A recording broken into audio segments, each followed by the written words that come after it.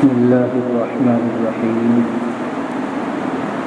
وبه نستعين أما بعد أعوذ بالله من الشيطان الرجيم بسم الله الرحمن الرحيم ألم نشرح لك صدرك إلى آخره أو كما قال عليه الصلاة والسلام۔ میرے پیارے بھائیو عزیزو،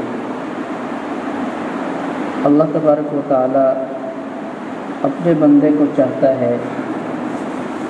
کہ جب اس کے ساتھ کوئی پریشانی، کوئی مصیبت، کوئی غم، کوئی دکھ یا درد اس کے سامنے آئے، اس کو چاہیے کہ وہ اللہ کی طرف رجوع کرے، اللہ کے قرآن کی طرف رجوع کرے، اللہ کی طرف متوجہ ہو۔ کچھ چیزیں ایسی ہیں کہ جب اس کے ساتھ غموں کے پہاڑ جمع ہو جاتے ہیں تو اس کو ان غموں سے دور کرنے کے لیے دنیاوی چیزیں کم پڑ جاتی ہیں۔ اس کا مال دولت ساتھ نہیں دیتا، اس کے رشتہ دار ساتھ نہیں دیتے، اگرچہ سب کچھ اس کے پاس موجود ہوتا ہے لیکن اس کے غم، اس کی پریشانی، اس کی دقتیں پھر بھی دور نہیں ہو پاتی۔ حضرت عبداللہ ابن عباس رضی اللہ عنہ کی ایک حدیث پڑھی میں نے، اس میں لکھا تھا کہ جب تمہارے ساتھ کوئی حادثہ یا پریشانی لاحق ہو تو اس کو چاہیے کہ وہ فرضوں کے علاوہ سنتوں میں، نفلوں میں پہلی رکعت میں سورہ الم نشرح اور دوسری رکعت میں الم تر کیف فعل پڑھیں۔ عام طور پر یہ دونوں صورتیں یاد ہوتی ہیں سب کے، الم ترا تو زیادہ تر یاد ہوتی ہے، الم نشرح تھوڑی سی بڑی ہے، اس کو بھی یاد کر لینا چاہیے۔ تو الم نشرح لک صدرک، اس سے اس کے جو بند دل کی نالیاں ہیں، اس کے بند دروازے ہیں، اس کے بند راستے ہیں، اس کی بند دکانیں ہیں، یعنی اس صورت کا منشا یہ ہے الم نشرح لک صدرک، اللہ نے فرمایا کہ ہم نے تیرے سینے کو کھول دیا۔ اس پوری آیت میں یہ ساری چیزیں موجود ہیں، تیرے لیے ہم نے آسانیاں پیدا کر دیں، تیرے لیے دشواریوں کو ختم کر دیا۔ تو جب بندہ اس کی عادت بنا لے، ہر نماز میں چاہے وہ سنت کا وقت ہو یا نفل کا وقت ہو، کوئی سی بھی 2 رکعت متعین کر کے فرضوں کے علاوہ، فرض تو عام طور پہ امام کے ساتھ پڑھتے ہیں، اس کے علاوہ پہلی 2 رکعتوں میں الم نشرح، دوسری میں الم تر کیف فعل یہ پڑھے گا تو اللہ تعالیٰ اس کی ہر بند چیز کو کھول دے گا۔ اب ان ہر بند چیزوں میں چاہے دل کی نالیاں بند ہو، چاہے کان کے پردے بند ہو، یا آنکھوں میں روشنی کا معاملہ بند ہو، یا ہمارے لیے دنیاوی غرضیں ہوں، دل کے دروازے بند ہوں، ہمارے لیے آسانیاں پیدا فرما دیتا ہے، چاہے ہمارے لیے دنیا کی کوئی بھی چیز جو ہمیں لگتا ہے وہ بند ہے، ان صورتوں کے پڑھنے سے اللہ اس کو کھول دیتا ہے۔ ایک بزرگ کا واقعہ لکھا، ایک عورت آئی اپنے بچے کو لے کر کہ میرا بچہ بڑا بیمار ہے، پریشان ہے۔ حضرت نے پریشانی معلوم کی، فرمایا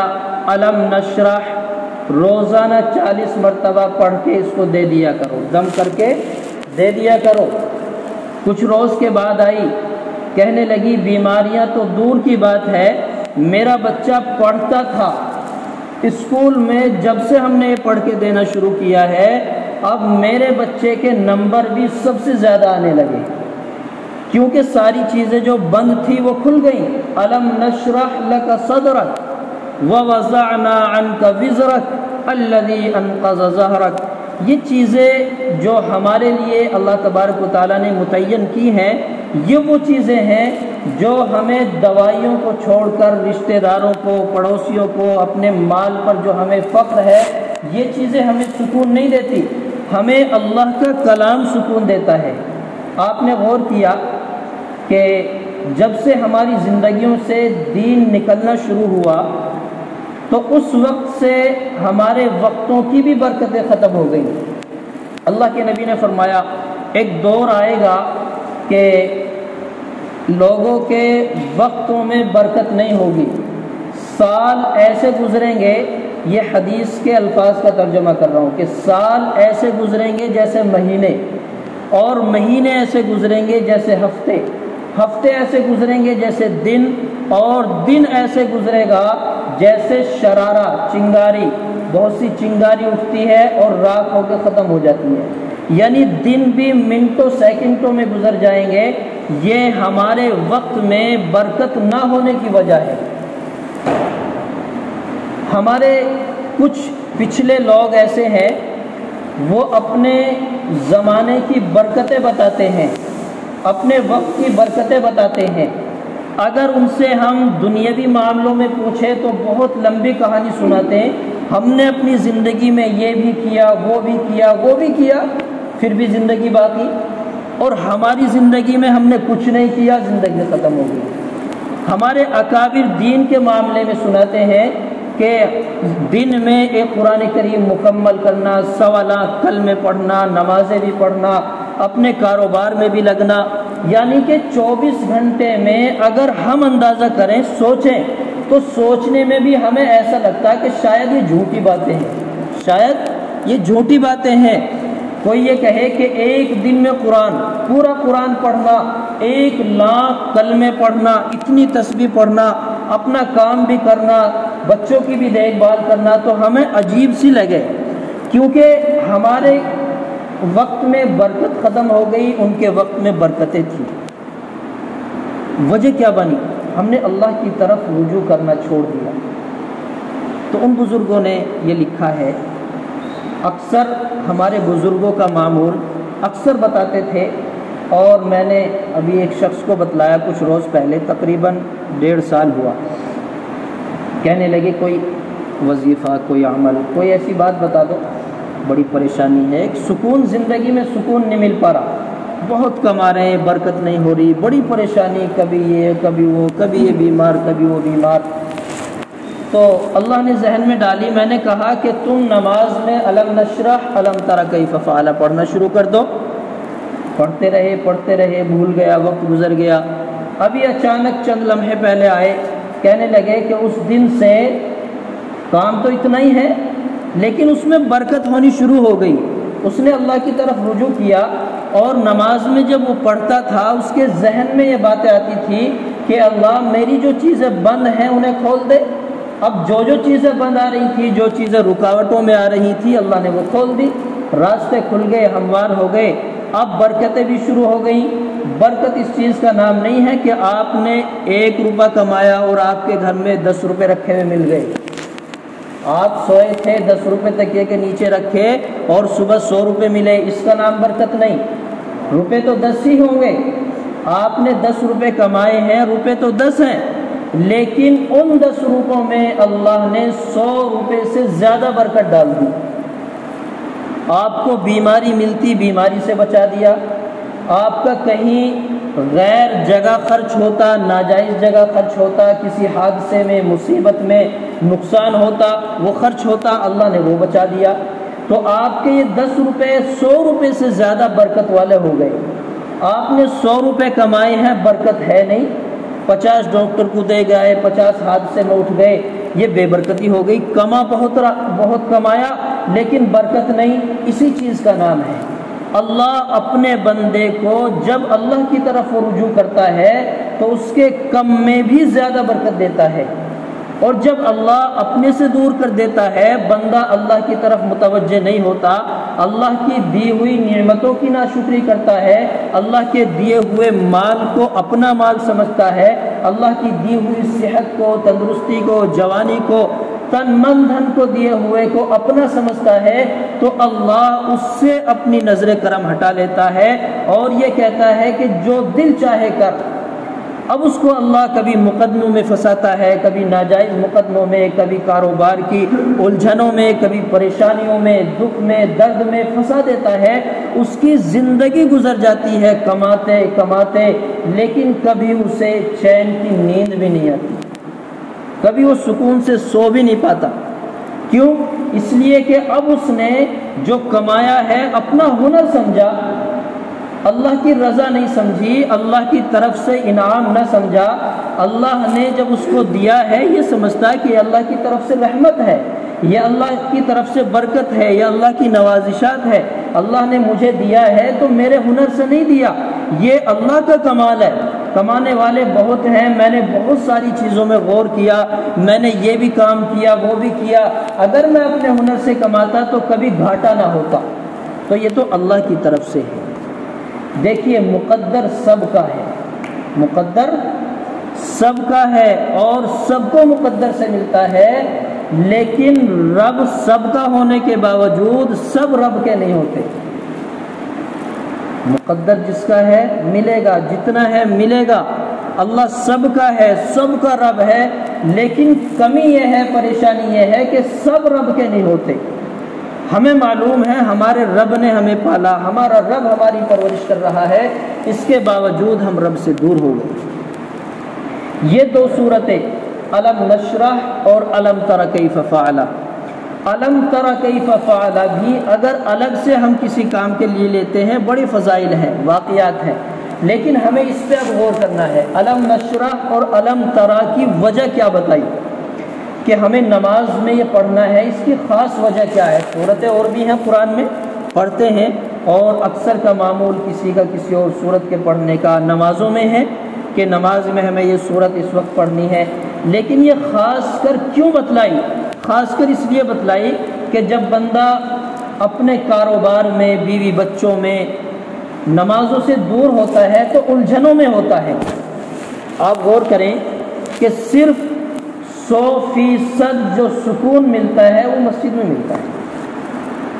اگر کسی ٹینشن میں، پریشانی میں بھی تھے نا، اور اذان ہو گئی، ہم مسجد کی طرف چل دیے، اب وہ ساری ٹینشنیں پریشانیاں ختم ہو گئی۔ اگر تھی بھی بھلا گیا کہ اب ہم اپنے رب سے مانگیں گے، اللہ کی طرف چل رہے ہیں، بڑا سکون، پریشانی میں تھا، مسجد میں آیا، سکون ملنا شروع ہوا۔ تو جب بندہ کاروبار میں، اپنے کام کاج میں لگ کے پریشانی میں مبتلا ہوتا ہے تو اس کے لیے یہ نسخہ بتلایا کہ اب تو مسجد میں آ، پہلے فرض ادا کر، جو تیرے اوپر واجب تھا، ضروری تھا، پہلے اس کو ادا کر لے۔ فرض ادا ہوا، جو اللہ کی طرف سے تمہارے اوپر ذمہ تھا وہ ادا ہو گیا، اب تو اپنی ضرورتیں رکھ لے،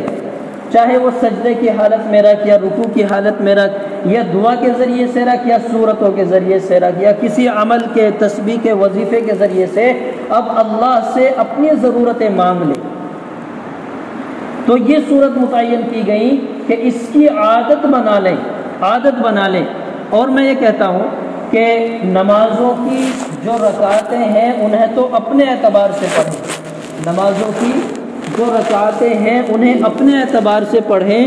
جو متعین ہے، فرض ہے، سنتیں ہیں، نفل ہے، پڑھ لی جائے۔ اس کے بعد 5 منٹ کا وقت اور نکالیں،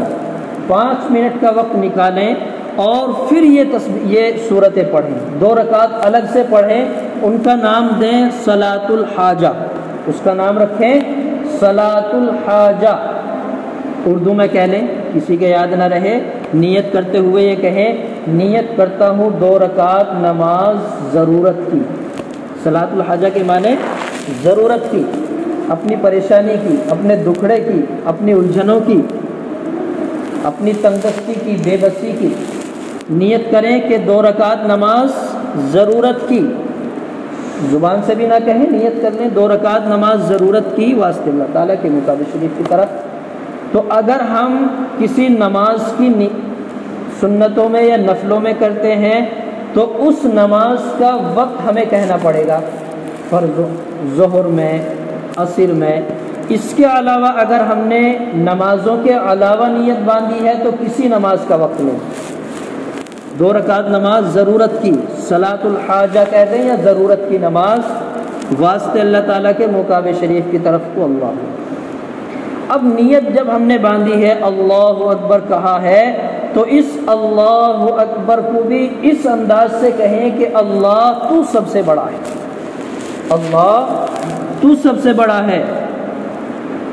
سوتے ہوئے سستی میں نہ کہیں اللہ اللہ، پتہ ہی نہیں چل رہا کیا کہہ رہے ہیں، بڑی سکون کے ساتھ متوجہ ہو اللہ کی طرف اور کہیں اللہ اکبر، یعنی اللہ تو سب سے بڑا ہے، میں تیرے لیے سب کچھ چھوڑایا، کاروبار ساری چیزیں چھوڑی ہیں، اللہ تو سب سے بڑا ہے، میں نے اس سے بھی مانگا، اس سے بھی مانگا، کسی نے ضرورت پوری نہیں کی، اگر کسی نے ضرورت پوری کی تو 1 وقت کی 2 وقت کی، اگر ڈاکٹر نے دوائی دی تو شفا ملی پھر بیمار ہوا، اگر رشتہ دار نے میری ضرورت سنی ہے تو دوسری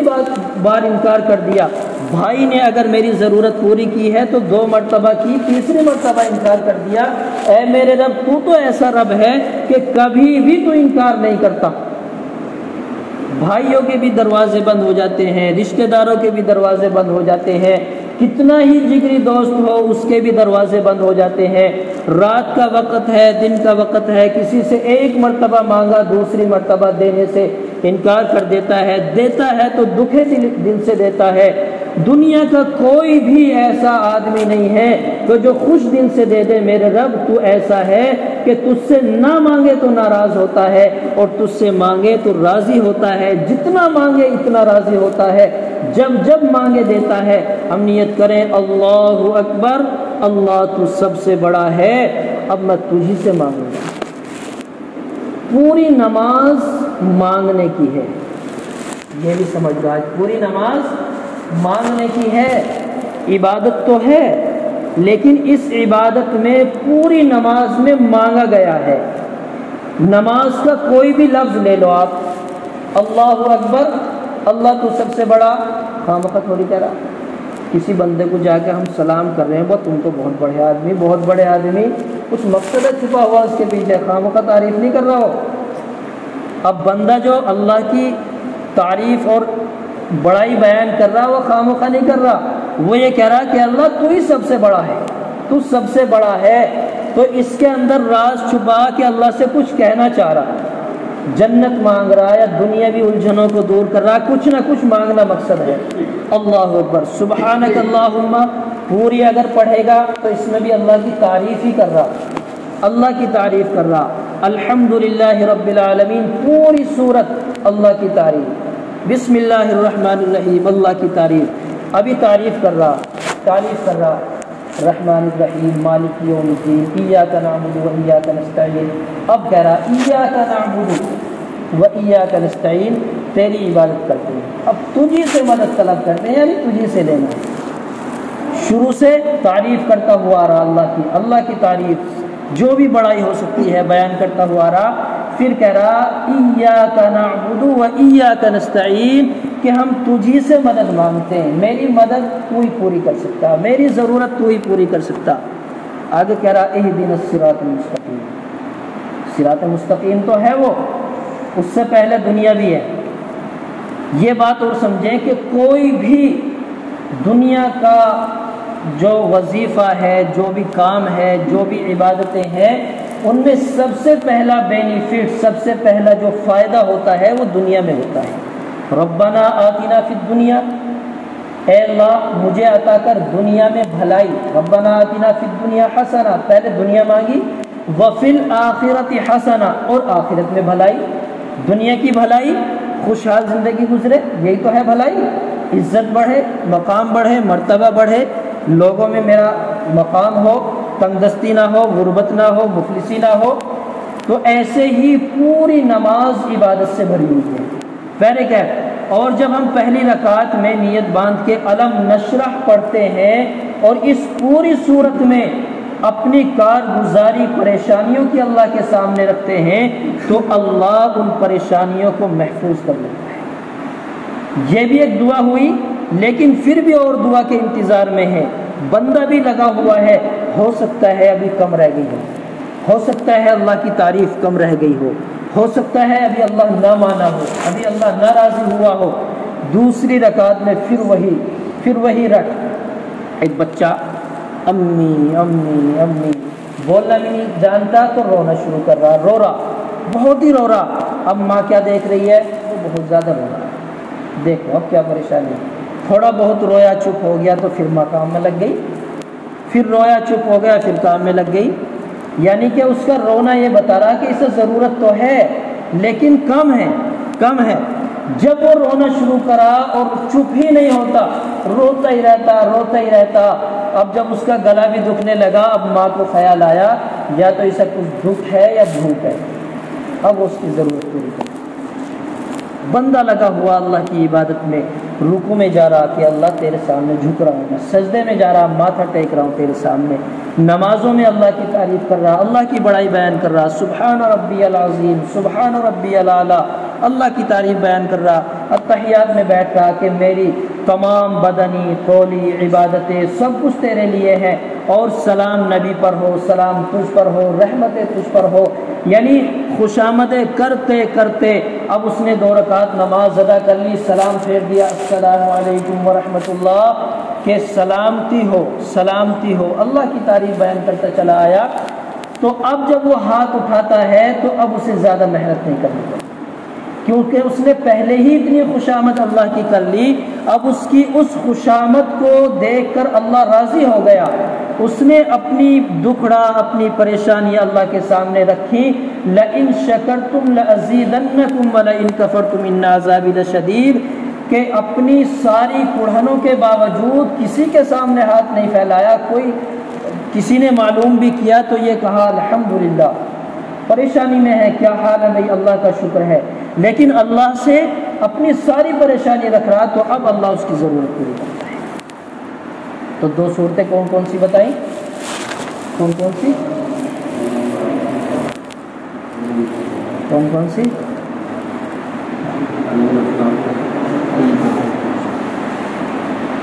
علم ترا، علم نشرح، علم نشرح پہلے پڑھنی ہے اور علم ترا بعد میں پڑھنی ہے، لیکن وجہ یہ ہے کہ اب ذہن جو ہے نا ہمارا، یا تو گرمی کی وجہ سے یا زیادہ الجھنے ہونے کی وجہ سے مسجد میں نہیں رہا، اب بھی ہم کاروبار میں الجھے ہیں۔ یہ 2 صورتیں بتائی ہیں صرف، یہ بھی ہمارے ذہن میں آئی نہیں، اگر ذہن متوجہ ہوتا تو ہمارے ذہن میں ضرور آتی، اور زیادہ متوجہ ہوتا تو 1-2 آیت بھی یاد ہو جاتی، لیکن متوجہ کم ہے۔ پھر بتا دوں، علم نشرح اور علم ترا، کبھی بھی کوئی بات ہو، دنیاوی ہو، اخروی ہو، دین کی ہو، کسی سے بات چیت کرو تو متوجہ ہو کے سنو۔ میرے نبی کا معمول زندگی بھر کا یہ رہا کہ کبھی کوئی کسی سے، نبی سے کوئی بات کرتا تو متوجہ ہو کے سنتے، ایسے چہرہ نہیں پھیرا، کوئی بات کر رہا وہ بات کر رہا لیکن ذہن ادھر، کبھی بھی کسی روایت سے ثابت نہیں نبی کے پاس کوئی بھی شخص آیا، چھوٹا بڑا دیہاتی شہری مسلم غیر مسلم کوئی بھی آیا، نبی سے بات کی تو نبی سارے کام چھوڑ کے متوجہ ہوتے تھے، بالکل متوجہ ہو کے، جب اس کی بات مکمل ہو جاتی ہے اب دوسرے کی طرف متوجہ ہوتے ہیں۔ یہ ایک اصول ہے، یہ رابطہ ہے، یہ ضابطہ ہے کہ اس طرح ہمیں کوئی بھی بات ہو، اور یہ تو دینی باتیں ہیں، یہ تو ہمارے نفع کی باتیں ہیں، دنیاوی بھی باتیں نفع کی بھی نہ ہو تو دوسرے کی دل شکنی نہ ہو۔ اب وہ سوچے میں تو بات کر رہا ہوں، میں تو اس سے ملنے کے لیے آیا، اتنی دور سے آیا، متوجہ ہی نہیں ہو رہا، توجہ ہی نہیں کر رہا ہے، تو ان طرف ہمیں دھیان دینا ہے، ورنہ تو علامہ رفیق صاحب فرماتے تھے، زمانہ بڑے شوق سے سن رہا تھا، ہم ہی سو گئے داستہ کہتے تھے۔